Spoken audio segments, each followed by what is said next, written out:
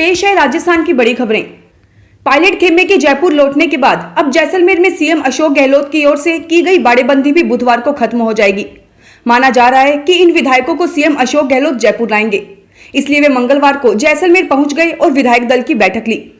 बैठक में विधायकों ने दो टूक कहा कि पायलट गुट और प्रियंका गांधी के बीच जो चाहे समझौता हुआ हो, लेकिन बागियों को न तो सरकार में लिया जाए और न ही संगठन में। बैठक में अशोक गहलोत ने कहा कि लोकतंत्र और कांग्रेस को बचाना है, इसलिए सीने पर पत्थर रखकर सबकी बात सुनी है। पर्यवेक्षक रणदीप सुरजेवाला ने कहा कि बागी विधायकों की वापसी बिना शर्त हुई है। कोई दरवाजे पर आता है तो हम उसको मना नहीं कर सकते। प्रदेश प्रभारी अविनाश पांडे बोले कि राजनीति में झूठा परसेप्शन नहीं बनाना चाहिए। एक वरिष्ठ मंत्री बोले कि जो कमेटी बनेगी उसमें पायलट अपनी बात रखेंगे तो हम भी अपनी बात रख देंगे। सरकार और संगठन में लिए जाने के मुद्दे पर बागियों से कोई लिखित समझौता नहीं हुआ है। श्री हरि के 23वें अवतार 16 कलाधारी भगवान श्री कृष्ण का जन्मोत्सव बुधवार को मनाया जाएगा। रात 12 बजे जन्म आरती के बाद घरों में कन्हैया का जन्मोत्सव मनाया जाएगा। मंदिरों एवं घरों में बाल कृष्ण भगवान की विशेष पूजा आराधना की जाएगी। कोरोना के कारण सार्वजनिक एवं बड़े आयोजन इस बार नहीं होंगे। हर वर्ष नगर निगम की ओर से सुभाष उद्यान में सजाई जाने वाली झांकियां और व्यापारिक एसोसिएशन की ओर से सजाई जाने वाली झांकियों का आयोजन नहीं होगा। मंदिरों में भी ज्यादा लोग एकत्रित नहीं हो सकेंगे। राष्ट्रीय लोकतांत्रिक पार्टी की विधायक दल की बैठक आज शाम 5 बजे पार्टी के संयोजक और सांसद हनुमान बेनीवाल के जालूपुरा स्थित सरकारी आवास पर होगी। पार्टी के प्रदेश अध्यक्ष पुखराज गर्ग ने बताया कि बैठक में कोरोना संक्रमण, टिड्डी संकट, बेरोजगारी व प्रदेश के अन्य ज्वलंत मुद्दों को प्रमुखता से उठाने के साथ ही सरकार को घेरने की रणनीति पर चर्चा होगी। राजस्थान की सियासत में भले ही सियासी संकट दूर हो गया हो, लेकिन फिर भी सचिन पायलट और अशोक गहलोत खेमे की नाराजगी फिलहाल दूर होने का नाम नहीं ले रही। गहलोत खेमा चाहता है कि सचिन पायलट और अन्य बागियों को ना ही सत्ता और ना ही संगठन की कोई जिम्मेदारी दी जाए। वहीं कांग्रेस के बीच अभी भी बसपा विधायकों के कांग्रेस में विलय मामले का संकट बना हुआ है। परिवहन मंत्री प्रताप सिंह खाचरियावास और उनके पिता को प्रवर्तन निदेशालय की ओर से नोटिस भेजा गया है। इसे लेकर मंत्री खाचरियावास ने कहा कि नोटिस में कारण स्पष्ट नहीं किया गया है। वहीं कांग्रेस अब इसे राजनीति से जोड़ रही है। कांग्रेस में शामिल हुए बीएसपी विधायकों ने सुप्रीम कोर्ट में ट्रांसफर याचिका लगाई थी, इसे उन्होंने वापस ले लिया है। सुप्रीम कोर्ट ने मंगलवार को हाई कोर्ट में याचिका में सुनवाई की बात कहते याचिका पर सुनवाई टाल दी थी। राजस्थान लोक सेवा आयोग ने सहायक आचार्य समीक्षा परीक्षा 2020 जारी की है। आज बुधवार को जन्माष्टमी के चलते छुट्टी है। गुरुवार को कई विषयों के पेपर होंगे। आयोग के तत्वाधान में मंगलवार से अजमेर जिला मुख्यालय पर परीक्षा करवाई जाएगी। सचिव शुभम चौधरी ने बताया कि सहायक आचार्य और सहायक आचार्य समीक्षा परीक्षा 2020 की शुरुआत मंगलवार से ही हो चुकी है। अजमेर जिला मुख्यालय पर सुबह और शाम की पारी में विषयवार 14 अगस्त तक पेपर चलेंगे।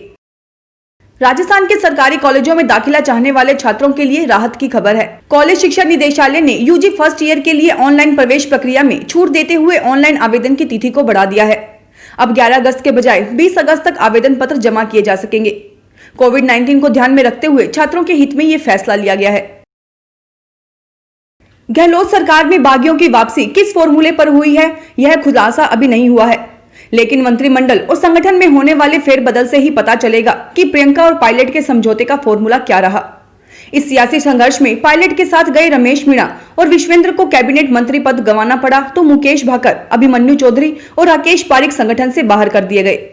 बड़ा सवाल यह है कि क्या मंत्रिमंडल विस्तार और संगठन में इन लोगों को वापस जगह मिलेगी। पार्टी सूत्रों का कहना है कि इन्हें सरकार में जगह तो मिल सकती है, लेकिन वही नहीं जो पहले थी। अब जबकि सियासी संकट खत्म हो चुका है, तो गहलोत कैंप में बैठे विधायक इस जीत की एवज में पुरस्कार की आस लगाए बैठे हैं। माना जा रहा है कि गहलोत 14 अगस्त के विधानसभा सत्र के बाद मंत्रिमंडल विस्तार कर सकते हैं। अजमेर सेंट्रल जेल में अब बंदियों में कोरोना संक्रमण बेकाबू हो रहा है। हालांकि अब जेल प्रशासन संक्रमित मरीज व संदिग्ध मरीजों को जेल परिसर में अलग वार्ड में रखकर संक्रमण की रोकथाम और उपचार का दावा कर रहा है, मगर लगातार तीसरे दिन 13 बंदियों की रिपोर्ट पॉजिटिव आई है। जेल मुख्यालय ने बंदियों में संक्रमण की रोकथाम और उपचार के लिहाज से मदद भेजी है। अजमेर सेंट्रल जेल के करीब 1000 बंदियों पर संक्रमण का खतरा अब ज्यादा बढ़ गया है। जेल में अब तक करीब 30 से ज्यादा बंदी संक्रमित हो चुके हैं। राज्यसभा चुनावों में ही गहलोत खेमे को मंत्रिमंडल से लेकर राजनीतिक नियुक्तियों के वादे किए जा चुके हैं। सवाल यह है कि अपने साथ 1 माह तक बाड़े में रह रहे इन विधायकों की जगह गहलोत क्या पायलट खेमे को तरजीह देंगे। पायलट भले ही कह रहे हैं कि समझौते में पद की कोई शर्त नहीं है, लेकिन सूत्रों का कहना है कि पायलट खेमे के विधायकों को सरकार में एडजस्ट करना गहलोत की मजबूरी होगी। जयपुर लौटने पर सचिन पायलट ने मीडिया से चर्चा की। प्रेस वार्ता में सचिन पायलट ने कहा कि देशद्रोह के चार्ज में नोटिस मिला है, वो न्यायोचित नहीं था। 1.5 साल से जो घटनाक्रम रहा उसको लेकर दिल्ली गए थे। निलंबन, बर्खास्तगी समेत कई चीजें हुई। हमने कभी पार्टी के खिलाफ नहीं बोला।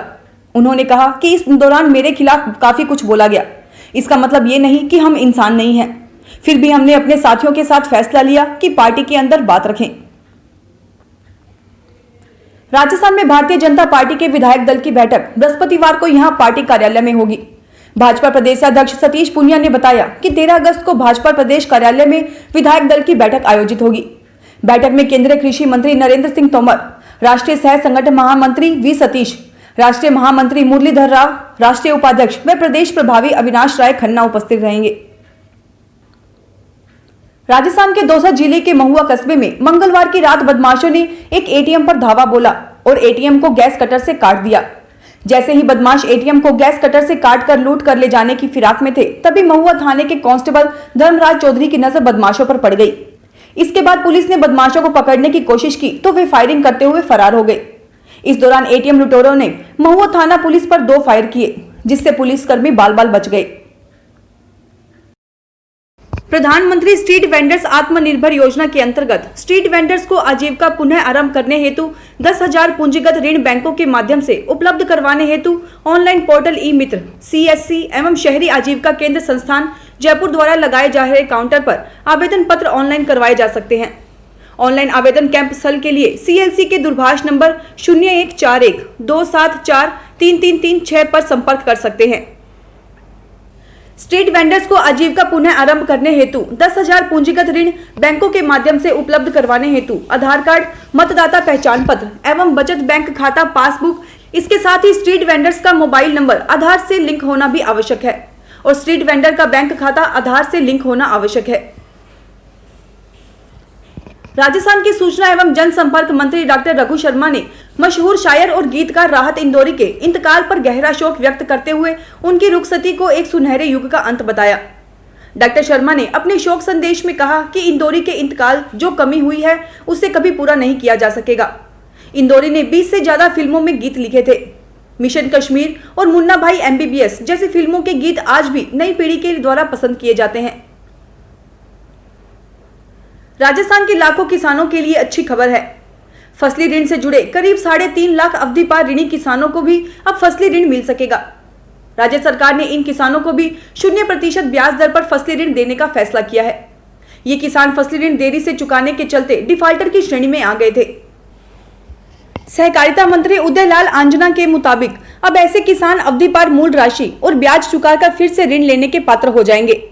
ऐसे किसान मूल राशि के बराबर फसली ऋण फिर से ले सकेंगे।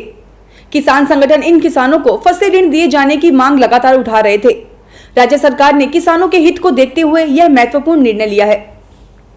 फिलहाल इस बुलेटिन में इतना ही, फिर हाजिर होंगे और बड़ी खबरों के साथ। SBT न्यूज की वीडियो देखने के लिए हमारे चैनल को सब्सक्राइब करें और नोटिफिकेशन पाने के लिए बेल आइकन को प्रेस करें।